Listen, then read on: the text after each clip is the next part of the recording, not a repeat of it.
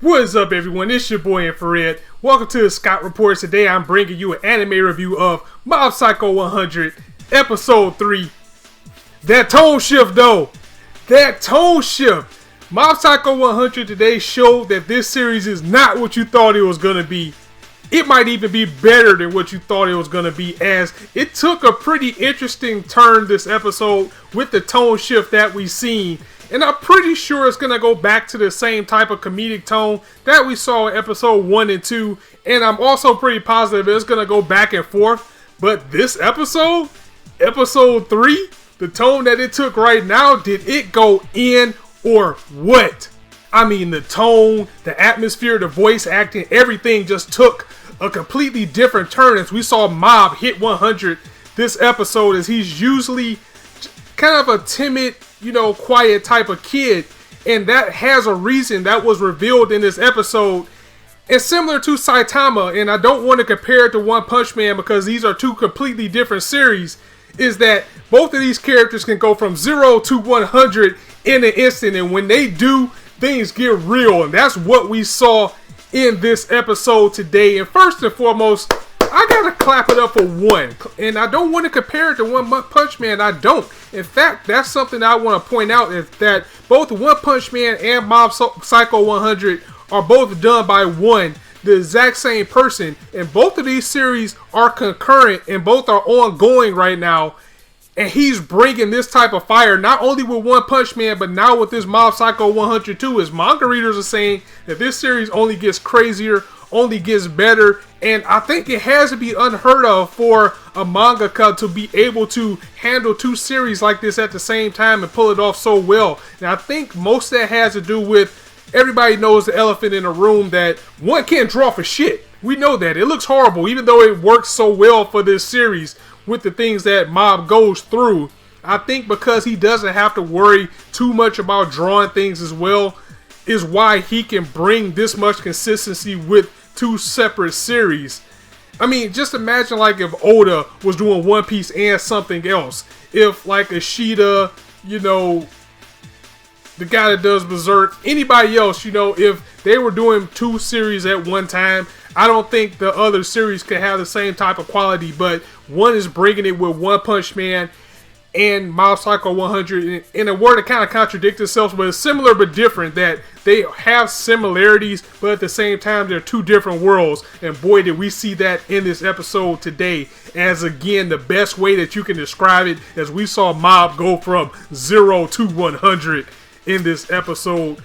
First and foremost, we start off back at the school with Mob. He decided to join the Body Improvement Club instead of Telepathy Club.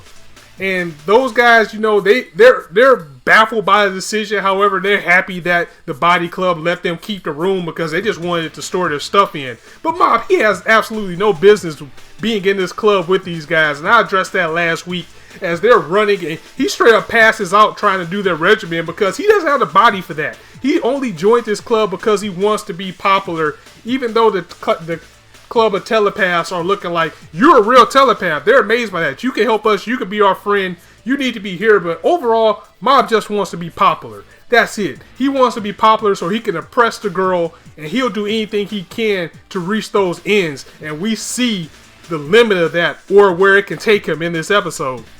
So the episode picks up with Mob walking home one day, and he sees this lady with like a weird smiley type mask on approach him. She sees how down he looks, and she tries to figure out what's wrong with him. Like, hey, are you having a bad life? He's like, no. Are you struggling in your studies? No. And everything that she tries to say, Mob just debunks. Then, just out of nowhere, out of a wild guess, she says, are you in love? And he's like, yes, I am. How'd you know? You're great. Who are you? So she explains who she is and says, I can take you somewhere where I can help you find your happiness.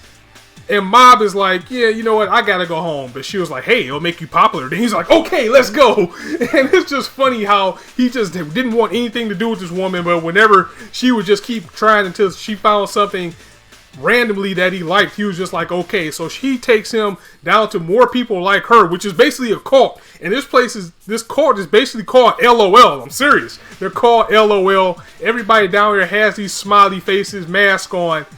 And she claims that their leader, Dimples, can make anybody laugh. Anybody, no matter what. And while Mob is there, he also runs into a man. I believe he was like a man they found on a street or a homeless man. And it was also another one of the people from his school, this girl by the name of Mikado, who is actually a reporter who's trying to investigate this place, as they're a cult in every sense of the word. And this guy, Dimples, we found out that he's a fraud. He is a straight up fraud. These people are following him. These people are laughing no matter what, as he says that the key to make your life better is to laugh. And these masks can make you laugh whether you want to or not, but you come to find out that he's actually a spirit, and what he's doing is just using his abilities to make people smile. As you know, Mikado, she tried to get out of there, and they put the mask on Mob too, but it didn't do anything to Mob, because Mob is Mob, he's a beast. But they put it on the girl. She tried to fight it, but she ended up smiling anyway, and that's how we find out that he has everybody under his spell, because he is a spirit. He has these type of abilities, and Mob is just like, look, if you're not gonna make me popular, I'm gonna get out of here. Of course, it's not gonna be that easy for him, as they keep trying to keep Mob in, because if he can't make this kid laugh, it's gonna ruin Dimples' reputation, as he's trying to be this big religious leader. And if one person falters, that's gonna make things bad for him. So he just keeps trying to make Mob laugh. He got his people coming in. He got his 3 top people trying to make Mob laugh. They're drinking milk and having a staring contest, and if you laugh, they're spitting it all over Mob's face, and he's just stone cold. He's not falling for it. He's not laughing at all, and it's pissing Dimples off. It's pissing everybody else around off, as they can't break this kid. And this is where we find out what's going on with Mob, as they continue to press and press and press to try to get Mob to laugh. But you find out that Mob is so monotone and so calm for a reason. And that reason is that he kind of has a complex to the point where he has to keep his emotions in check, or his psychic abilities will go out of the roof to the point where probably he can't even control them or know what he can do. And they keep pressing this guy, even to the point in what really ticked Mob off, besides them keep trying to make him laugh and he's saying, leave me alone, let me go, is the fact that this guy Dimples keep coaxing Mob, like, look at you, you're monotone, you're bland, you're unpopular.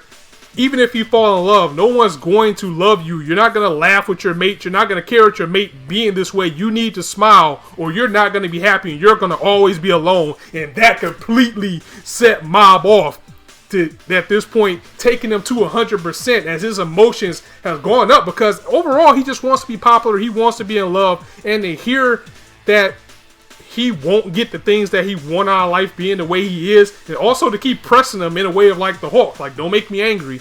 You wouldn't like me when I'm angry. We see a completely different side to Mob, as his hair straight up goes up. He has aura all around him. That monotone is still there, but it's more of a serious monotone, as he looks like he's going to wreck the entire place.